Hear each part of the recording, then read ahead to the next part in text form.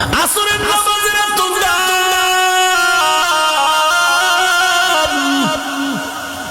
আমি প্রায় সময় ঘটনাটা বলি। ওই ভারতের জমিনে ওলিয়ে কামেল যার নামে আজ দিল্লি শহরে মধ্যে দাঁড়িয়ে আছে কুতুব মিনার, ওই কুতুবউদ্দিন মুখতিয়ার কাকি রাহমাতুল্লাহ আলাইহি জবরদস্ত একজন ওলিয়ে কামেল কুতুবুল আলম। ইন্তেকালের সময় খাদেমকে ডেকে বললেন, আমি আর বোধহয় বেশি দিন বাঁচব না, মরণাপন্ন হয়ে যাচ্ছি। ইশারাতান কেমন যেন মনটা খারাপ লাগতেছে। বিদায় বেলা দুইটা ওসিয়ত করে যাই, করায় গন্ডায় পালন করবি। এক নম্বরে মরণের পরে জানাজা পড়ায় তাড়াতাড়ি দাফন করে দিবি, দেরি করবি না। নবী বলছেন মাইয়েতের দেরি করিয়া জানাজা দিলে মাইয়েত বড় কষ্ট পায়, তাড়াতাড়ি দাফন করে কবরে রাখবি। এক নাম্বার।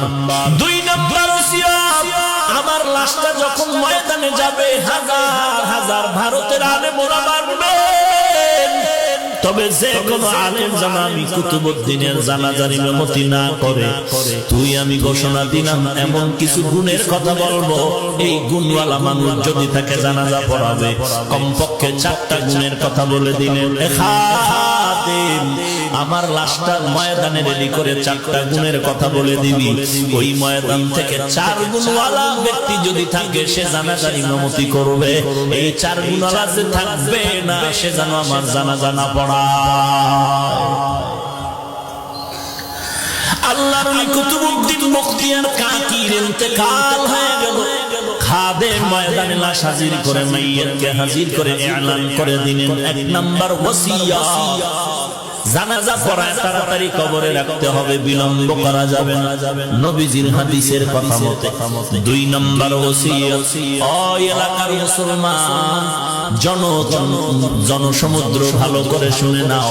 কুতুবউদ্দিন বখতিয়ার কাকি বলেছেন জানাজা তাড়াতাড়ি পড়াবার জন্য, তবে সাবধান, যে কোনো আলেম সামনে এগিয়ে আসবেন না। ওই ব্যক্তিকে আসার জন্য অনুরোধ জানানো হয়েছে যার মধ্যে 4টা গুণ থাকবে। 1 নাম্বার গুণ, ওই বান্দা জানাজার ইমামতি করবে যেই বান্দা জীবনে আসরের 4 রাকাত ফরজ নামাজের আগে আরো 4 রাকাত সুন্নাত আছে, জীবনে তার সুন্নাত ছুটে নাই। 3 নাম্বার গুণ, জীবনে বেগানার দিকে নজর করে নাই। 4 নাম্বার গুণ হলো জিন্দেগিতে কোনোদিন তাহাজ্জুদের নামাজ কাজা করে নাই। তাহাজ্জুদ বুঝেননি? যেটা ফজরের আযানের পরে পরে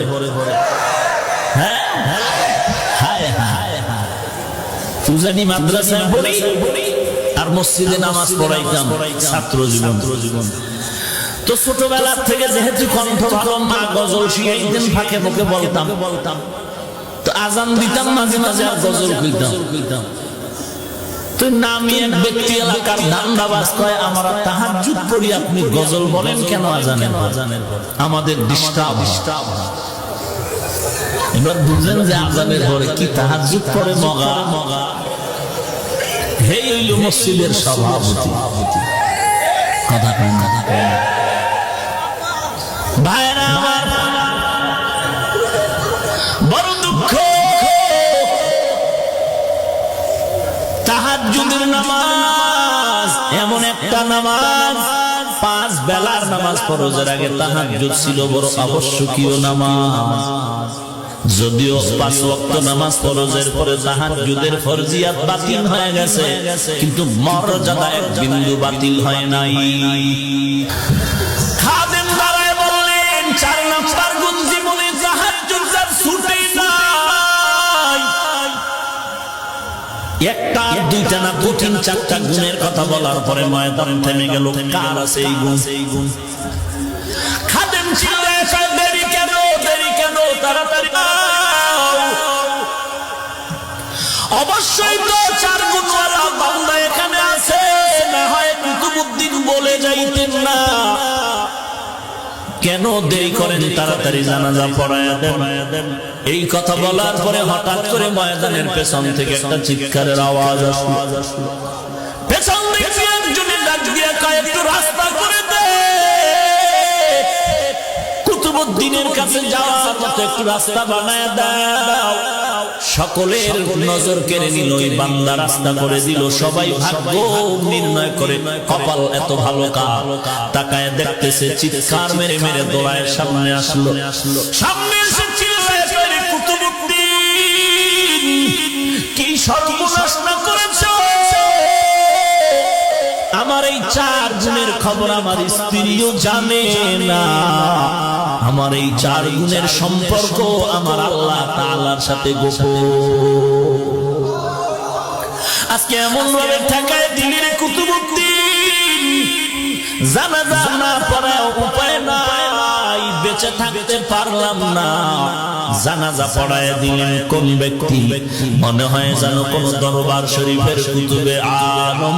না না, ইতিহাসের পৃষ্ঠা বলে ভারতের জমিনে রাষ্ট্র পরিচালনার মধ্যে একজন রাষ্ট্রনায়ক শামসুদ্দিন আলতামাস রাহমাতুল্লাহি আলাইহি একদিকে দেশ চালায়, অপর দিকে তাহাজ্জুদ কাজা হয় না। একদিকে দেশ পরিচালনা করে, অপর দিকে বেগানার দিকে নজর করে, জীবনে তাকায় নাই। একদিকে দেশ শাসন করে, অপর দিকে তার আসরের আগে 4 রাকাত সুন্নাত ছুটে নাই। একদিকে দেশ পরিচালনা করে, অপর দিকে জবান দ্বারা কখনো মিথ্যা কথা বলে না।